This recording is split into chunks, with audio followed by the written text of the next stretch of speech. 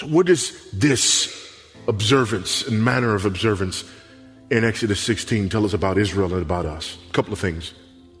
First, the Sabbath was commanded. It was commanded. God did not say, listen, I think it'd be a pretty good idea for you maybe to rest once in a while.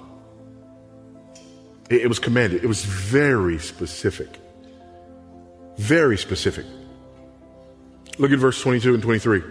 On the sixth day, they gathered twice as much bread, 2 omers each. And when all the leaders of the congregation came and told Moses, he said to them, this is what the Lord has commanded. Tomorrow is a day of solemn rest, a holy Sabbath to the Lord. Bake what you will bake and boil what you will boil. And all that is left over, lay aside and keep it till morning. This is a command. This is not optional. This is not, if you're super spiritual, you can do this. This is not, if the Lord so leads you, you can do this. This is, as the people of God, this is what God commands of us. This 1 day in 7 observance is not suggested, it's commanded. And I'm afraid that because we have moved into a time in our culture where, again, 8 out of 10 professing Christians do not believe that there is a Sabbath command, we also have this attitude that going to church is optional. I might show up, I might not. I might be there once a quarter. I might be there once a month. If I'm feeling really good, I might be there every week. If my kid is in a sports league that's demanding Sundays from me, you might not see me for 3 or 4 months. That's always interesting to me. The folks who will say, yeah, okay, we gotta do this thing, and we gotta be part of the sport league, and the sport league plays on Sunday. Again, these are individuals who say there is no Sabbath command. Okay, fine. There's a sports league and you got to be a part of the sports league, and the sports league plays on Sunday, and there is no Sabbath command for you, but you're fine. Oh, but don't worry. We have a devotional on the Sundays before we have our games. Time out. Wait, why do you do that? Because it seems like what you want to do is, on the one hand, acknowledge that this is the Lord's day and that he is to be remembered and worshiped on this day. But you're not willing to go as far as to say the whole day is his. So now what we've done is we've said, well, I still believe in a Sabbath command, but I believe that God has commanded of us a perfunctory service, not a day. And so as long as we go through our perfunctory service before we do whatever it is that we're going to do, then we've ticked the box and everything is okay. Folks, that dog won't hunt. If there is no Sabbath command and you don't believe that there is an obligation, just go. Do your league for 3 or 4 months. And then if you feel like it, start going back to church again. But if you believe that there is an obligation for God to be worshiped on this day, so much so that you will create your own de facto church and have your worship before you do the other thing, then it seems like you're trying to have your cake and eat it too. It seems like you're trying to acknowledge the fact that there is something significant about this day and that we do owe God something on this day, while at the same time saying that we don't owe him much. Is the day his or is it not? That's the question. Is the day his or is it not? It is a command. We cannot embrace the blessing of the Sabbath without embracing the fact that it is a command. Listen to this from B.B. Warfield. It's a little bit of an extended quote, but when I read it, I think you'll understand why it was important for me to have all this here. It was a lecture that he was giving on the Sabbath. Warfield, that great Princeton theologian of days gone by, wrote, "I am to speak to you today not of the usefulness or the blessedness of the Sabbath, but of its obligation. And I am to speak to you of its obligation, not as that obligation naturally arises out of its usefulness or blessedness, but as it is immediately imposed by God in his word. You naturally dwell on the joy of the Sabbath. This is the day of gladness and triumph, on which the Lord broke the bonds of the grave, abolishing death and bringing life and immortality to light.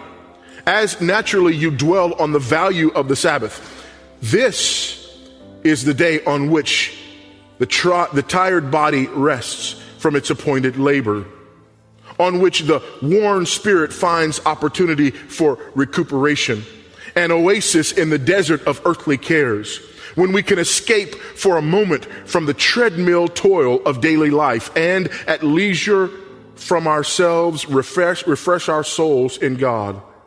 I am to recall to your minds, it may seem somewhat brusquely, to the contemplation of the duty of the Sabbath, and to ask you to let them rest for a moment on the bald notion of authority. I do not admit that in doing so I am asking you to lower your eyes. Rather, I conceive myself to be inviting you to raise them to the very pinnacle of the pinnacle. After all is said, there is no greater word than ought. And there is no higher reason for keeping the Sabbath than that I ought to keep it, that I owe it to God, the Lord, to keep it in accordance with his command. Is there blessing in the Sabbath? Yes, there is blessing in the Sabbath. There is much blessing in it. But what Warfield is alluding to here is this. If we only look at the blessing of it and not the oughtness of it, then the moment we believe that something else is maybe more of a blessing, then we abandon it. His point here is, yes, there is all of that. But before all of that, there is thus saith the Lord. The fact that it is a command means that it is not optional.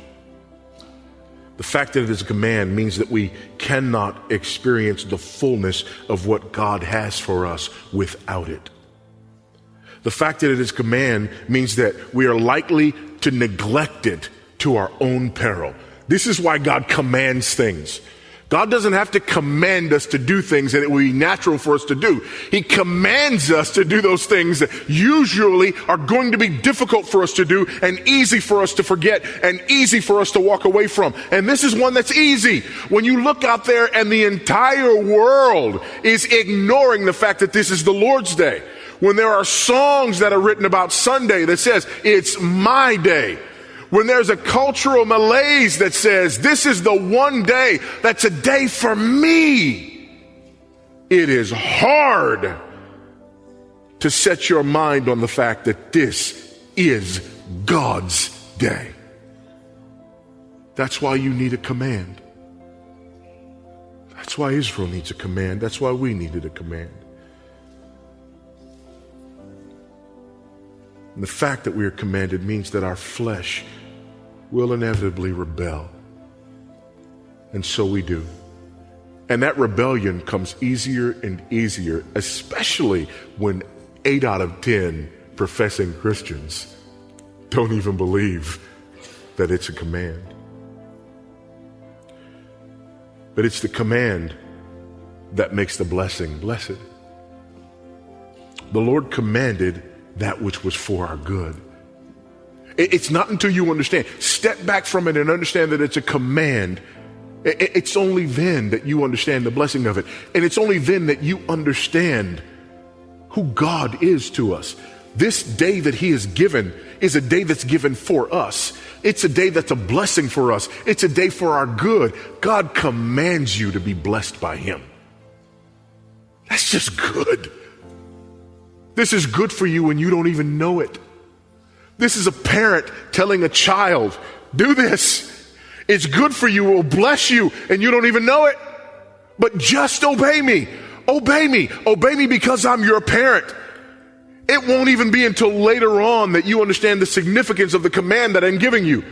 It won't even be until later on that you understand I was a child who did not even know what was good for him, and my parents demanded this of me, and I went grudgingly into it. But now that I am mature, I look back and I recognize that they were forcing a blessing on me. How foolish was I? This is you and me before a holy God. This is Israel before the God who gives them the Sabbath. And it's only when you understand it as a command that you get that. The Lord commanded that which would remind us of him. An amazing thing happens when you walk away from regular attendance upon the ordinary means of grace. And it doesn't take long. Go on vacation for 2, 3, 4 weeks. Someplace where you can't go to church regularly. And in that short of a period of time, you will feel your own soul shrivel. You will sense the distance between you and your God. And I don't care how conscientious you are about those things that you can do. Failure to give God this day. Failure to connect yourself to God on this day. Failure to sit before those ordinary means of grace on this day for a repeated and extended period of time is to your great harm and your great detriment. You can't not do this and be okay.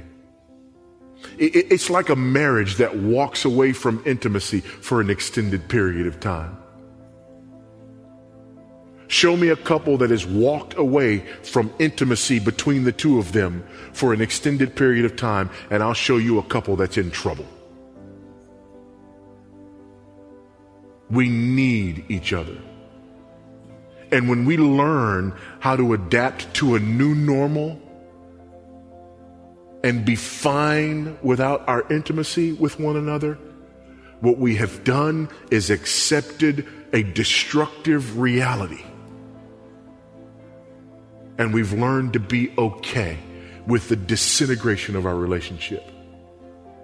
This is a picture of what happens when we divorce ourselves from the ordinary, regular attention to our gathering with God.